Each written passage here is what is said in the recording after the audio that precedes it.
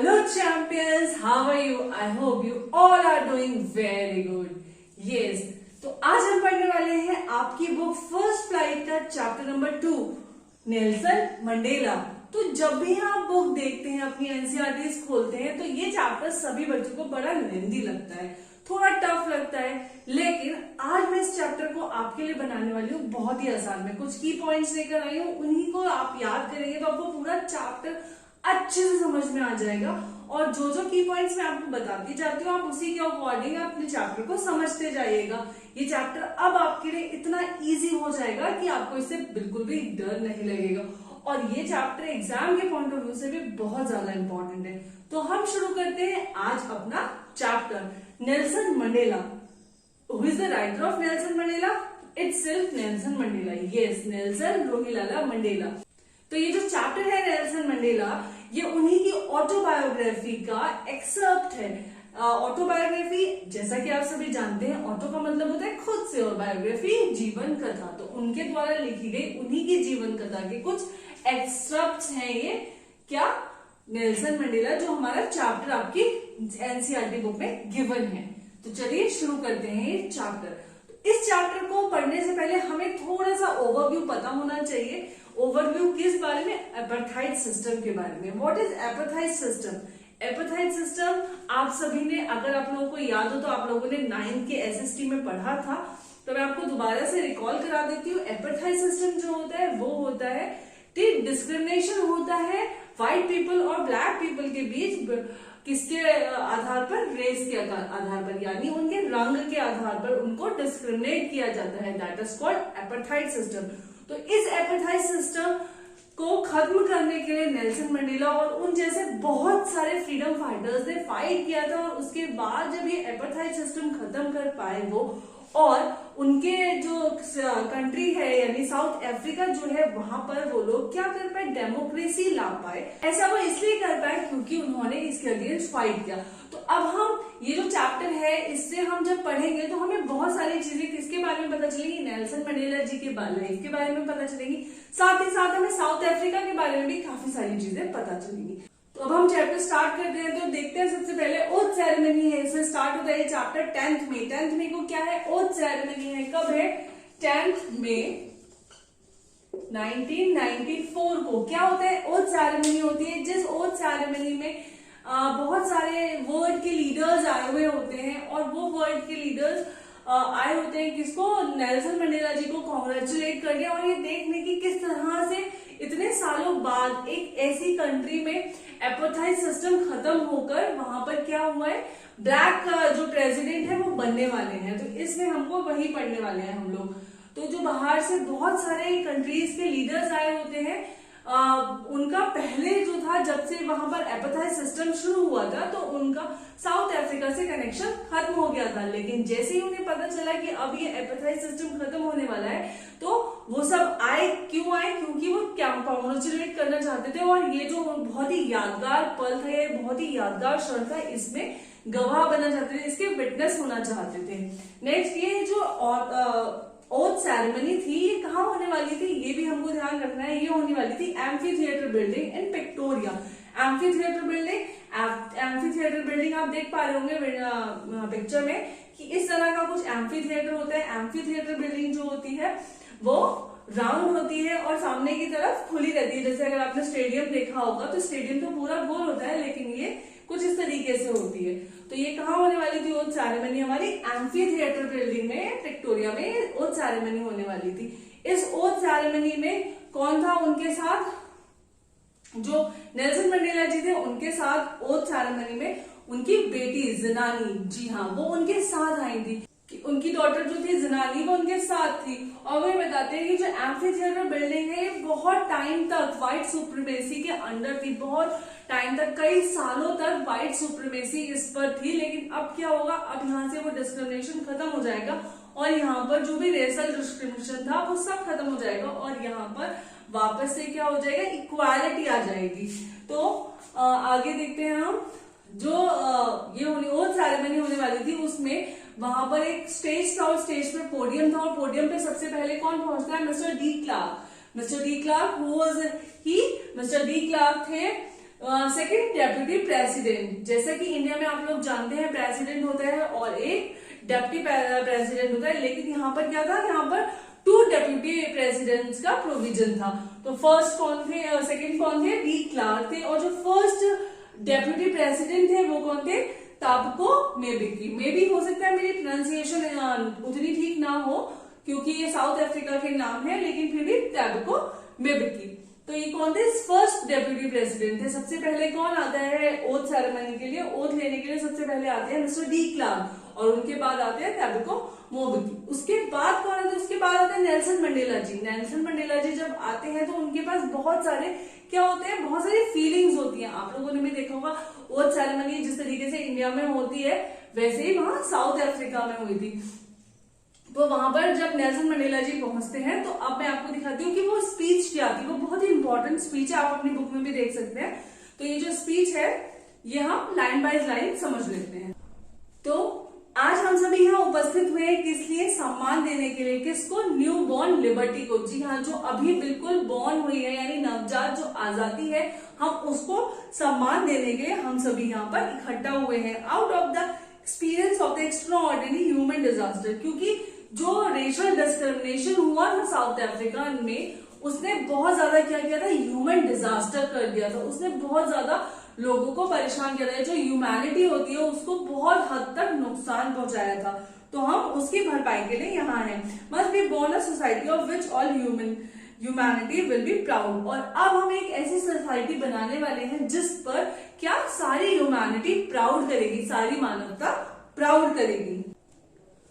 Next paragraph में Nelson Mandela ji कहते हैं कि मैं बहुत ज्यादा प्राउड फील कर रहा हूँ कि मेरी ये जो धरती है, यानी वो अपने लैंड के लिए, अपनी कंट्री साउथ अफ्रीका के लिए कहते हैं कि मैं बहुत ज्यादा प्रिविलेज और ऑनर महसूस कर रहा हूँ कि मैं यहाँ आज होस्ट हूँ। इतने सारे जो गेस्ट आए हैं, इतने सारे डिस्टिंग्विश्ड गेस्ट है, इंटरनेशनल गेस्ट है, उन सबका वेलकम करने के लिए कि वो यहाँ आए हैं, इतनी बड़ी आजादी का जो जश्न है उसको सेलिब्रेट करने के लिए वो उनके साथ आए हैं। और ये जो विक्ट्री है वो सिर्फ मेरी या मेरी विक्ट्री नहीं है, ये किसकी विक्ट्री है, ये विक्ट्री है जस्टिस की, पीस की, ह्यूमन डिग्निटी की।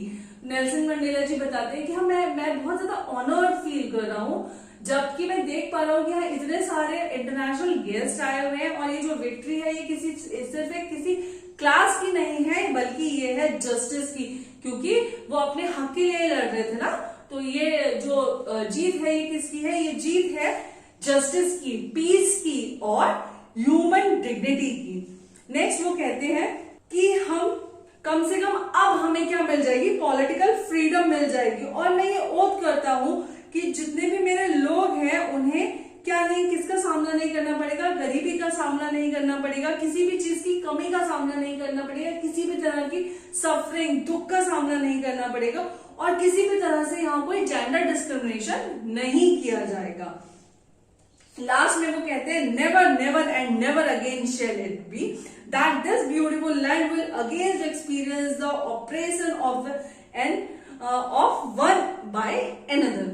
तो कभी कभी कभी भी नहीं होगा ऐसा इस धरती पर दोबारा कि कोई एक किसी दूसरे को ऑपरेस करे, यानी कोई एक बंदा किसी दूसरे को दबाए, कोई एक क्लास दूसरी क्लास पर राज करे, ऐसा कभी भी यहाँ नहीं होगा। The sun shall never set on so glorious a human achievement. तो जो ह्यूमन अचीवमेंट का जो सूरज है या ह्यूमन अचीवमेंट का जो सन अब राइज हुआ है, मैं उसे कभी भी नहीं डूबने दूंगा, या वो कभी भी नहीं डूबेगा। Let freedom reign, God bless Africa. तो फ्रीडम अब यहाँ राज करेगी और वो अपने अफ्रीका को क्या कहते हैं, ब्लेसिंग्स देते हैं कि गॉड ब्लेस अफ्रीका। ये बहुत इंपॉर्टेंट थी, इस वजह से मैंने इसको आपको लाइन वाइज बताया। चलिए आगे देखते हैं। जैसे ही उनकी ओथ सेरेमनी खत्म होती है उसके जस्ट बाद ही क्या होता है कि the jet helicopters found area of the south Africa. तो जो जेट हेलीकॉप्टर्स होते हैं वो क्या करते हैं, रेल बनाते हुए निकलते हैं और क्या बनाते हैं, एयर बनाते हैं साउथ अफ्रीका का। जो आपने देखा होगा जब इंडिया में रिपब्लिक डे परेड होती है तो बहुत सारे एरोप्लेन, बहुत सारे जेट एरोप्लेन क्या करते हैं, बहुत सारे ट्रेड्स बनाते हैं, बहुत सारे डिफरेंट डिजाइन बनाते हैं। ऐसे ही क्या होता है साउथ अफ्रीका में भी करते हैं। देखिए कुछ पिक्चर मैंने आपके लिए लगाए हैं, आई होप आप समझ रहे होंगे। नेक्स्ट है high journals of south Africa. देखिए ये जो चैप्टर है, ये जो इसमें क्या हुआ है कि कुछ कुछ एक्सर्प्स लिए गए हैं उनकी ऑटोबायोग्राफी से, तो कुछ कुछ उठा के कहीं कहीं पेश किए हैं। तो जब वो वहां बैठे होते हैं, जब वो ये सब कुछ देख रहे होते हैं, तो वो कुछ पुरानी बात यादों में खो जाते हैं और वो ये याद करते हैं कि जो हाई जर्नल्स है जिनके बहुत सारे स्टार्स, बहुत सारे रिबन्स लगे हुए हैं, बहुत सारे मेडल्स लगे हुए हैं, वो क्या है अब आकर उनको सल्यूट करेंगे। लेकिन अगर वो प्रेसिडेंट नहीं होते तो वो क्या करते, वो उनको अरेस्ट कर लेते और उनको जेल में डाल देते, जैसा कि उनके साथ हुआ है। आप लोगों को पता ही होगा कि उन्होंने 30 इयर्स अपनी लाइफ के कहा जेल में काटे हैं। तो वे कह रहे हैं कि अगर वो अभी प्रेसिडेंट नहीं होते तो वो आते और उनको वहां के जो जर्नल्स थे या जो आर्मी के जर्नल्स थे वो क्या करते, वो उनको अरेस्ट कर लेते और जेल में डाल देते।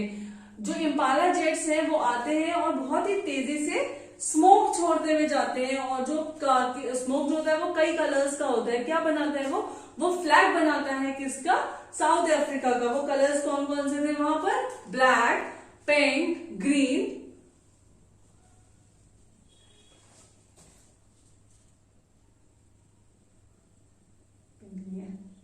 Black, red, green, blue and gold. तो ये कलर्स कौन कौन से थे, ब्लैक, रेड, ग्रीन और गोल्ड कलर। ये साउथ अफ्रीका का फ्लैग बनाते हुए ये जो इम्पाला जेट्स होते हैं वो वहां से जाते हैं।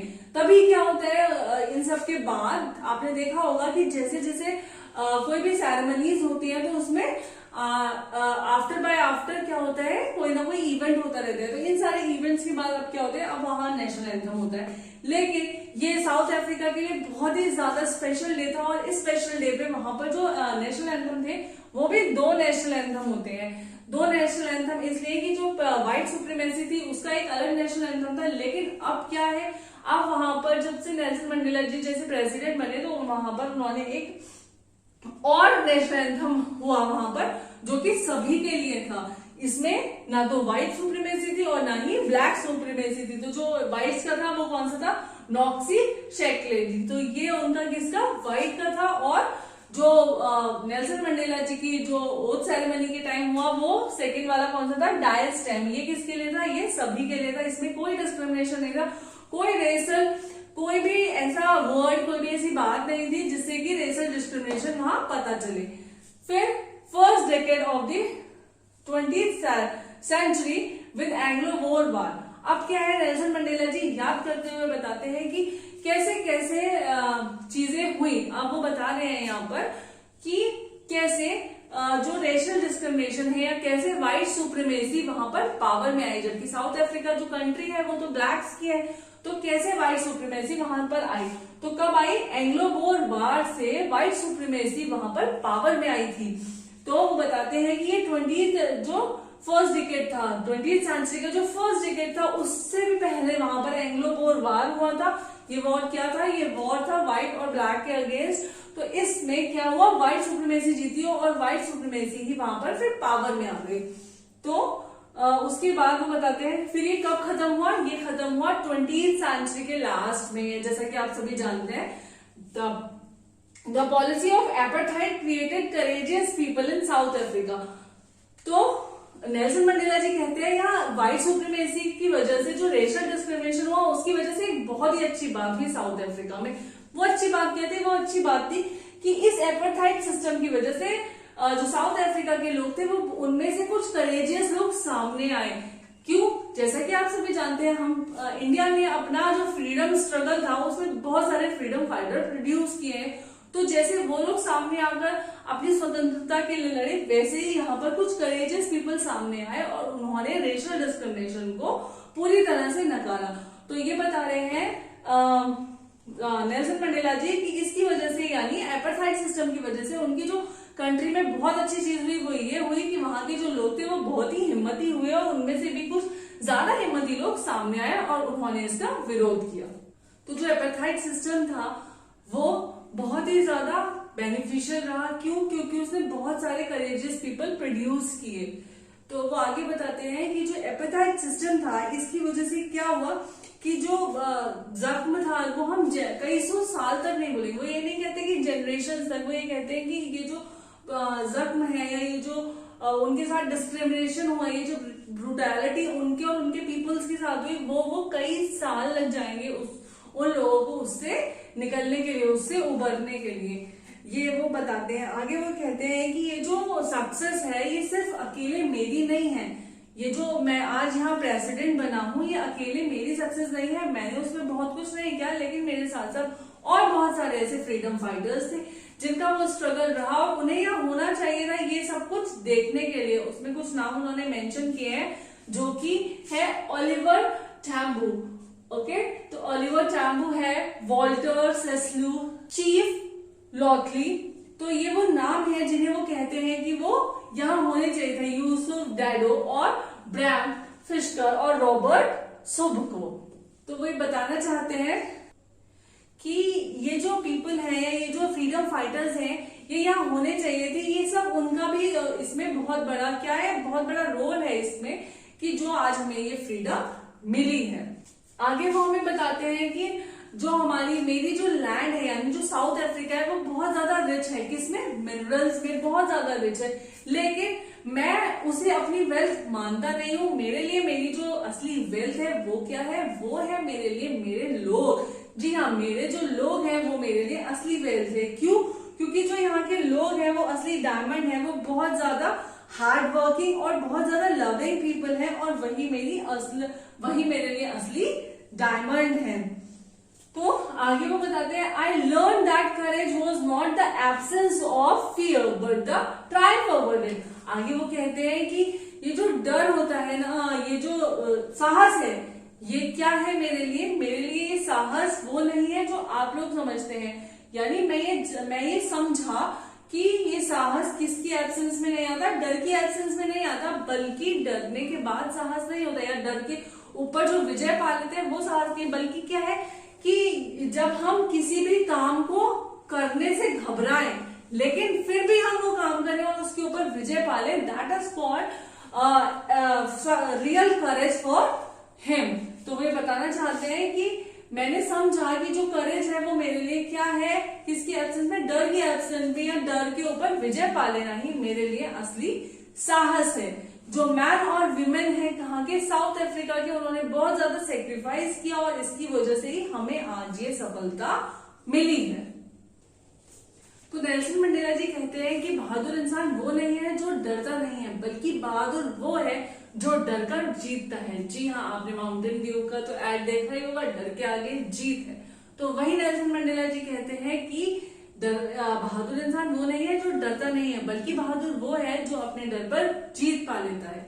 आगे नेल्सन मंडेला जी कहते हैं people must learn to hate and if they can learn to hate they can be taught to love for love comes more naturally to the human heart. It's very important line, that's why I wrote here. तो आप ये जरूर देख लीजिएगा lines, कुछ lines इसमें बहुत ज्यादा इंपॉर्टेंट है। तो वो नेल्सन मंडेला जी कहते हैं कि जो लोग होते हैं उन्हें क्या है, हेट करना सिखाया नहीं जाता। मतलब कि जब बच्चा पैदा होता है तो उसको ये नहीं पता होता कि क्या अच्छा है क्या बुरा है, किससे हमें हेट करना है, किससे हमें प्यार करना है, लेकिन हम उन्हें हेट करना सिखा देते हैं। वो क्या करते हैं, दे कैन लर्न हेट, वो हेट करना सीख जाते हैं। तो हम उन्हें क्या सिखा सकते हैं, टॉट टू लव, तो हम उन्हें प्यार करना भी सिखा सकते हैं। क्यों सिखा सकते हैं, क्योंकि प्यार जो है वो ह्यूमन हार्ट में नेचुरली एग्जिस्ट करता है। जो हेट वाली जो फीलिंग है वो हमें इनबिल्ट करनी पड़ती है, लेकिन जो लव की फीलिंग है वो ह्यूमन हार्ट में इनबिल्ट होती है। तो वो ये बता रहे हैं, और वो ये इसलिए बता रहे हैं कि वो आगे एक एग्जाम्पल देते हैं कि जब वो कहाँ थे, जेल में थे, और उन लोगों को उनकी लिमिट्स पुश करने के लिए कहा जाता था, यानी उनको बहुत ज्यादा ब्रूटली ट्रीट किया जाता था, उनके साथ बहुत बुरा बिहेव किया जाता था, उनको बहुत ज्यादा सताया जाता था। तो क्या होता था कि कुछ जो वहां पर पुलिस वाले या जो भी आप कहेंगे कि जो भी आर्म फोर्स के लोग वहां उनके साथ रहते थे या जो भी गार्ड्स उनके साथ होते थे, उनमें से कुछ की आंखों में कभी कभी कोई दया के भाव या कुछ करुणा के भाव उनको दिखाई देते थे। इसीलिए वो ये कहते हैं कि पीपल जान को हेट करना तो उसको सिखाया जाता है। क्यों? उन गार्ड्स को बताया गया था कि भाई इनके साथ आपको ऐसा बिहेव करना है, लेकिन जो प्यार की फीलिंग है, जो फीलिंग थी उनके अंदर लव की वो फीलिंग कभी कभी उनकी आंखों से वो फीलिंग शो होती थी। इसीलिए वो कहते हैं कि इंसान को प्यार करना भी सिखाया जा सकता है। I would see a glimmer of humanity, तो वो वही बात हो गई कि मैं उनकी आंखों में देख सकता था एक मानवता का क्या, एक मानवता की रोशनी जो मुझे एक उम्मीद देती थी कि मैं अपनी जो ये आग है किसकी, जो मेरी आजादी की लड़ाई है या जो मेरी ये जो आग है इसे मैं कभी भी बुझने ना दूं। फिर आगे नेक्स्ट पैराग्राफ में वो क्या कहते हैं कि every man has a twin obligation. जी हाँ, हर किसी की जिंदगी में दोहरी क्या होती है, ऑब्लिगेशन को हम क्या कह सकते हैं, ड्यूटी। तो हर किसी की लाइफ में ट्विन ऑब्लिगेशन होती है, one for his family, friends, parents, उनके लिए, और जो सेकेंड ऑब्लिगेशन होती है टूवर्ड्स हिज पीपल और towards his community, towards his country. तो वो ये बताते हैं कि हर किसी की लाइफ में ऐसा होता है, लेकिन but in a country like South Africa, तो साउथ अफ्रीका जैसी कंट्री में क्या होता है कि वो ट्विन ऑब्लिगेशन यानी वो दोनों ऑब्लिगेशन हम एक साथ पूरी नहीं कर सकते, कि आपको अपने फैमिली को अपनी कंट्री के लिए छोड़ना ही पड़ेगा, या फिर आपको अपनी फैमिली के अगर साथ रहना है तो आप कंट्री को सर्व नहीं कर सकते। ऐसा नेल्सन मंडेला जी कहते हैं। ऐसा वो क्यों कहते हैं, क्योंकि यहाँ जो स्ट्रगल था वो काफी बड़ा हो गया था और वो घर में रहकर वो स्ट्रगल नहीं कर सकते थे। आपने पता ही है हम लोगों की, उनको कई बार जेल भी जाना पड़ा, तो अगर वो जेल गए होंगे तो अपनी फैमिली को तो पीछे छोड़ गए होंगे। तो वो यही कह रहे हैं कि कंट्री लाइक साउथ अफ्रीका, जो man can't fulfil both obligations और बोथ ड्यूटीज। नेक्स्ट है I did not in the beginning choose to place my people above my family. तो वो बताते हैं कि स्टार्टिंग में, यानी जब मैं छोटा था, वो अपने चाइल्डहुड की डेज याद करते हैं और बताते हैं कि जब मैं छोटा था तो मैंने शुरुआत में ही नहीं चुन लिया था अपने लोगों के ऊपर, अपनी फैमिली के ऊपर अपने लोगों को। मैंने शुरुआत में ऐसा नहीं कर लिया था, बल्कि उन्होंने फील किया, उन्हें इसकी जरूरत कब महसूस हुई, जब कि वो जब छोटे थे। उनके लिए आजादी का मतलब ये नहीं था कि उनको आजादी मिले, उनको ये रेसर डिस्क्रिमिनेशन खत्म करना है, उनको एपर्टाइड खत्म करना है, नहीं। उनके लिए उस वक्त आजादी का मतलब था कि वो अपने माँ के जो उनकी झोपड़ी है माँ की, उसके आसपास खेल सके, अपने पेरेंट्स की या उनके फादर के जो उन्होंने सिस्टम्स बनाए उन्हें फॉलो कर सके। दैट्स ऑल अबाउट द, जैसा कि आप जानते हैं हम बच्चे हैं, हमें पता होता है कि हमारी लिमिट्स कहाँ तक है। तो अभी क्या है, हमको नहीं, हम देश के लिए नहीं लड़ सकते, तो उनको स्टार्टिंग में इस बात का एहसास भी नहीं था। लेकिन जैसे जैसे वो बड़े हुए, उन्होंने आगे चीजें देखी तो उनको ये सारी चीजें समझ आई।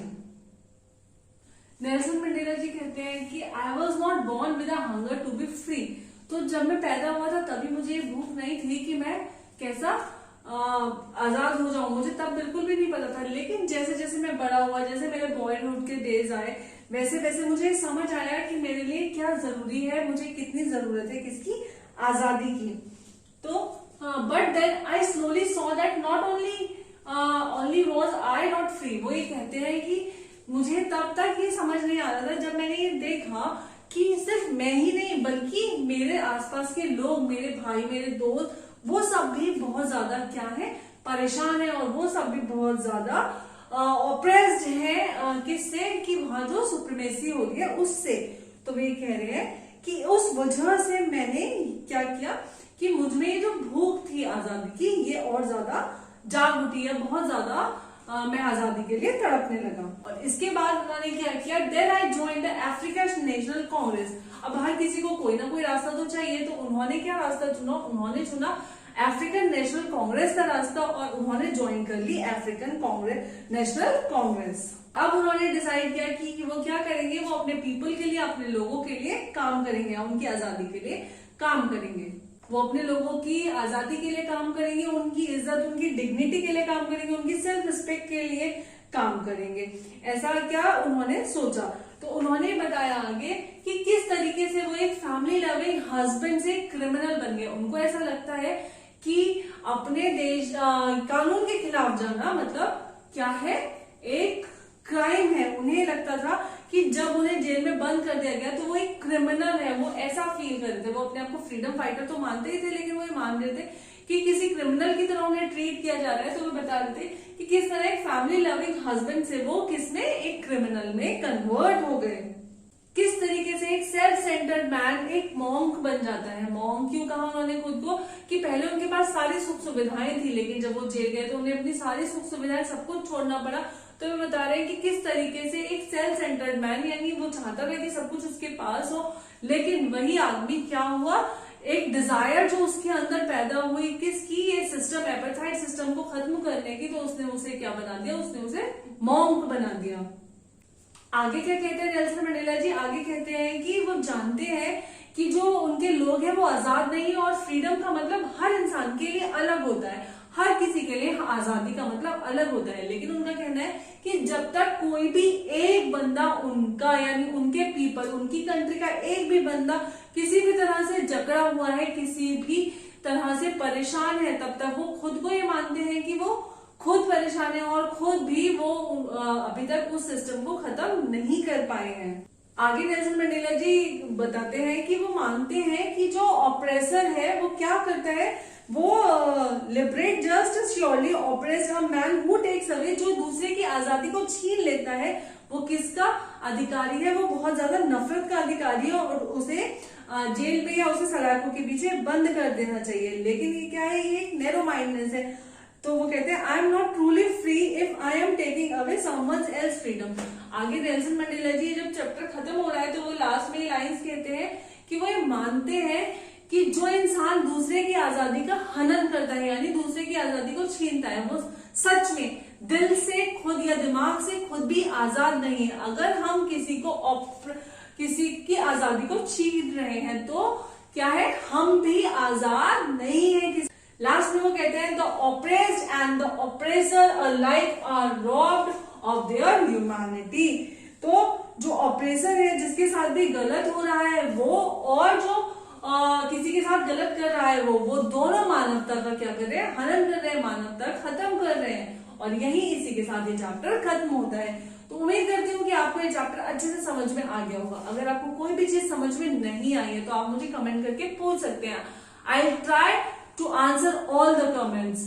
और अगर आपको वीडियो अच्छा लगा हो तो प्लीज वीडियो को लाइक कर दे, मेरे चैनल को सब्सक्राइब कर दे। मैं इसी तरह के बहुत सारे यूजफुल कंटेंट आपके लिए लेकर आती रहूंगी। Thank you.